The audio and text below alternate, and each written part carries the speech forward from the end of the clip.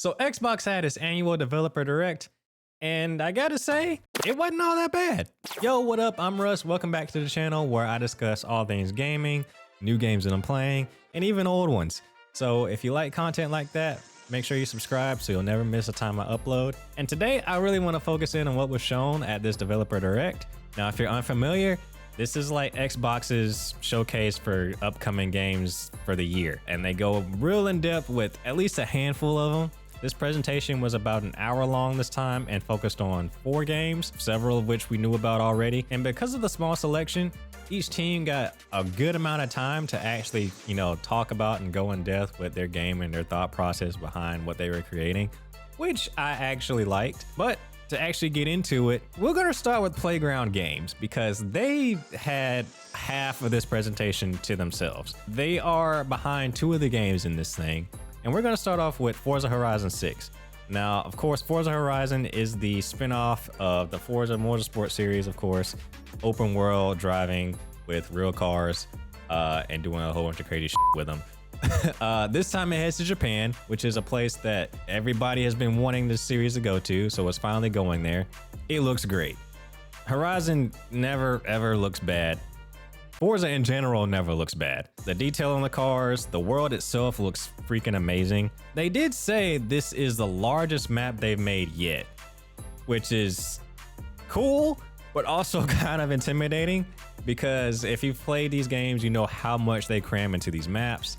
And the fact that it's even bigger now is just like kind of daunting. They mentioned trying to pay as much respect to Japanese culture as I'd imagine you would. And it seems like the urban city area is also the biggest one they've ever made in a Horizon game. Looks like you're gonna be sliding and drifting and racing through tight city streets, as well as it's not just city streets. There are a whole bunch of diverse biomes that they mentioned being in the world.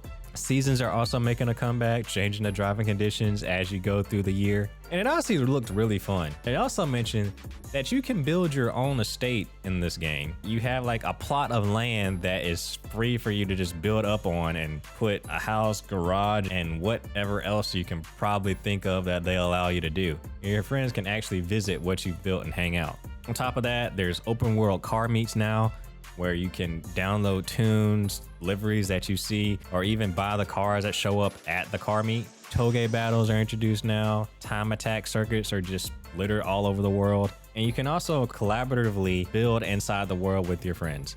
I don't know how exactly that's gonna work, but it's there. 550 cars on release with the ability to customize liveries, even on the windows now. There's a new R performance class. And the one thing that actually stuck out to me in this whole section was actually the tire wear. As you rack up miles on the car, your tires will like visibly wear out.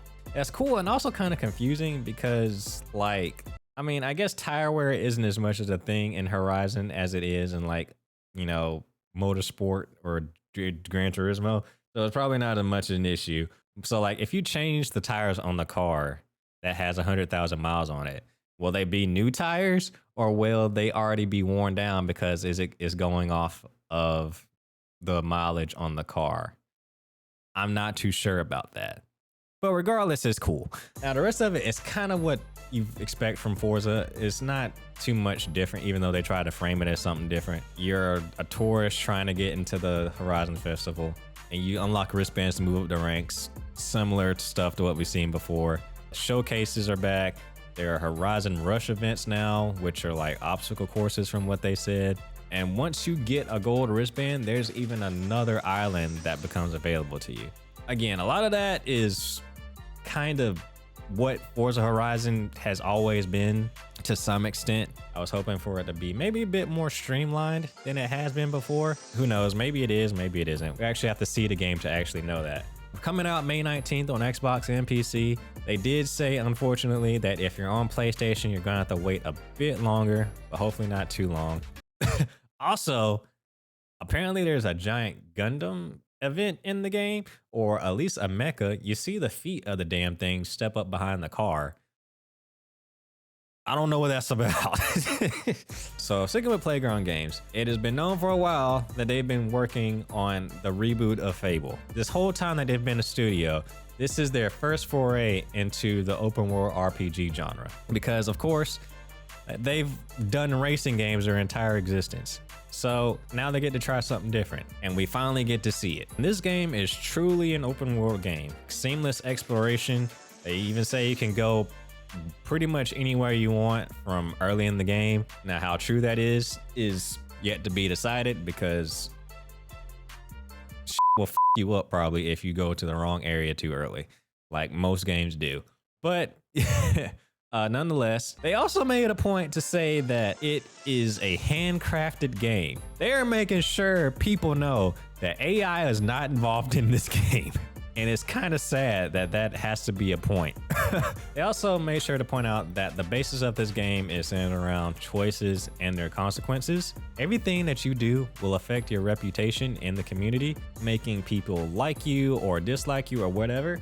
But it's not as black and white as you may normally think, because it depends on the perspective of the person that views you, if that makes sense. Something you do could be appealing to one person, but another person will view that and think you're the most disgusting piece of shit ever. Some choices will affect the overall landscape of the world itself. They point out an example of a giant early on. If you let him live or if you kill him, will determine if his body lays on the ground throughout the whole game or not.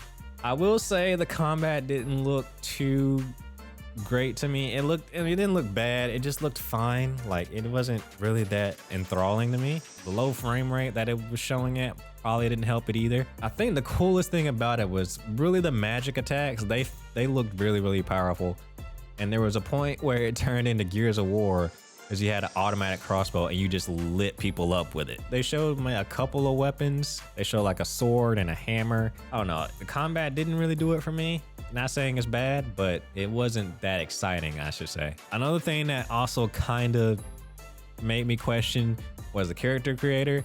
They said you could select like predetermined heads and then change like the clothing, hair, tattoo, skin tone, and scars, which is good. I just wonder, like, is there actual like facial reconstruction you can do? Like, are there like moving sliders determine like eyebrows shape, nose shape, positions, all that stuff? Or are you locked to these predetermined faces? Because that kind of kills putting myself in the game. Not that I would necessarily do it, because I don't really care to go all that in depth with a character creator, but I know people do, and it didn't sound like you would be able to in this.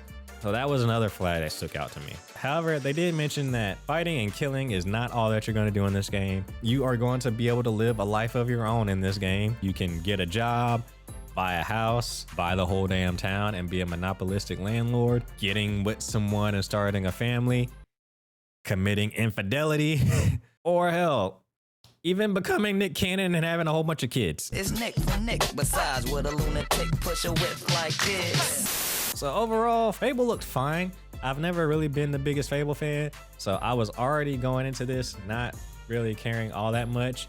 And this presentation didn't really do much for me per se, but I'm not gonna say that it's bad because it wasn't. And it looks good, but I don't know. I just felt like maybe a little bit more was needed to make me more enticed to play it. We did get a release window, autumn 2026. No specific date, so just have to wait and see. Next, we're gonna go to Double Fine and talk about their game Kiln. Now, I'll say this right now, that this game did not really do anything for me at all. I think just because of the type of game it is, it's not something that I want to spend my time with. And that's because it is a multiplayer brawler. I'm not the biggest multiplayer player, so that is the main reason why I'm probably not gonna touch it and why I didn't really care to see too much of what was going on here. But I will say, this section had the most personality out of this whole damn thing. Tim Schafer and the developers at Double Fine really tried to bring the vibes of The Office through the screen, and I felt that. But talking about the game, this game mixes creation with destruction, as they really like to say here. You're essentially this spirit that inhabits objects, and the point of the game is to basically create pottery. There's a whole pottery creation mechanic where they it seems like successfully emulated the pottery wheel and the way you sculpt the clay into these different shapes to make works of art. And then you go and beat the shit out of your opponents with it. So the way it works, there's 2 opposing teams of 4, each with their own kiln, you know, that's burning. And your objective is to get to the enemy's base with enough water to put out the fire in their kiln. And the way you do that is through the pottery that you create. The shapes that you make determine how much water you can carry over, but also determine your abilities as an actual combative force. Do you want to be a giant jug that can carry a lot of water and also, you know, be pretty bulky and defend your own? Or do you want to be like a small little pot that can maneuver, or a plate that can like do a whole bunch of other shit? I don't know. There was a lot. There's a lot of shapes, and the fact that they were able to account for a ton of different shapes and have animations made for every single one of them, because you don't know what someone else's creativity is going to bring, and they have to account for that. So I thought that was really cool in and of itself. Even the maps are kind of designed around these different shapes of pottery. The maps will have different pathways that only certain sizes and shapes of pottery can travel through and get advantages or disadvantages depending on what it is. This is definitely one of those wacky party games that you just play with a whole bunch of your friends, and is something that is definitely right up Double Fine's wheelhouse. Again, it did look like a cool, fun game to play. But that being said, spring 2026 was the release window we got for this. Again, another game that didn't have a date. The only thing that got a date was Forza in this whole thing, just to put that out there. And so yeah, Kiln looks pretty neat. I will say that. And now moving to the last game that I probably was the most interested in finding out more of, Beast of Reincarnation. This is the Game Freak game. You know, the Pokemon people game. So they bring up that this game falls into their Gear Project initiative, which is aimed at, you know, making new experiences aside from Pokemon. And they really want you to know that. Like, there was literally a part where if you could translate it to layman's terms, it was like, hey, we do more than just Pokemon, damn it. I thought that was really funny. It's like, we do more than Pokemon, okay? We are a serious development team. Lay off.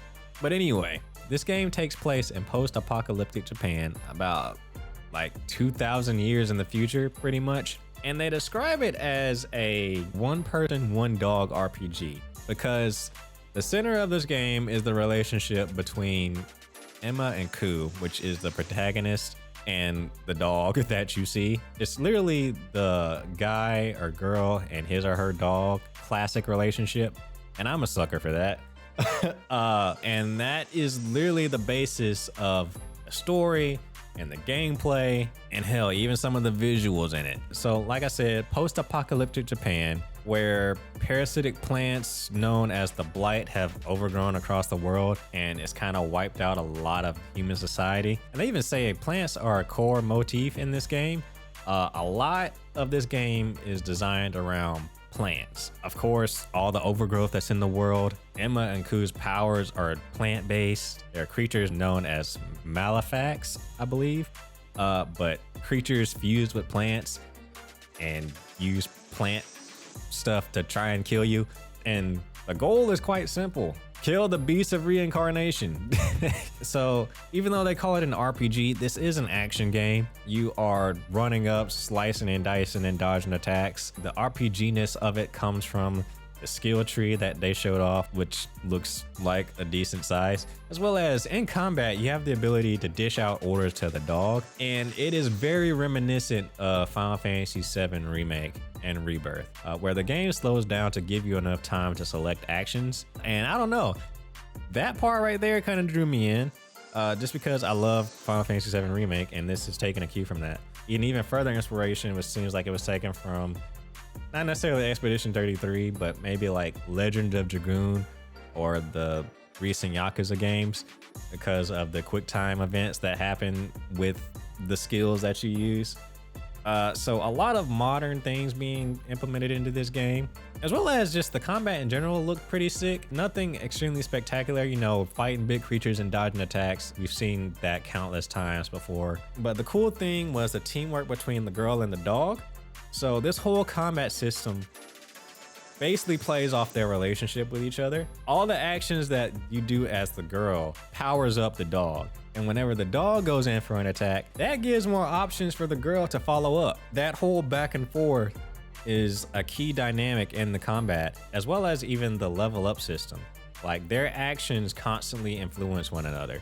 And I thought that was really cool. Again, showing that Pokemon is not the only thing they can do. And like, you can really feel like this is a game they wanted to make in this presentation. And that makes me just want to play it more, just to see what they were able to come up with after being on the hamster wheel of Pokemon for so many years now. They also mentioned different playstyles: long range, stealth, send the dog in first, or, you know, go ahead on yourself. So again, it is an RPG that you can customize or play how you like, but how much of it is an RPG versus how much of it is an action combat game is still yet to be determined. Although it doesn't look as Souls-like as maybe it initially came off in like the very first trailer. It definitely feels a lot faster paced than a lot of Souls games, and you are being surrounded by multiple enemies. So hopefully it's a bit more of a, I don't know if I like to say traditional action game, because what is that?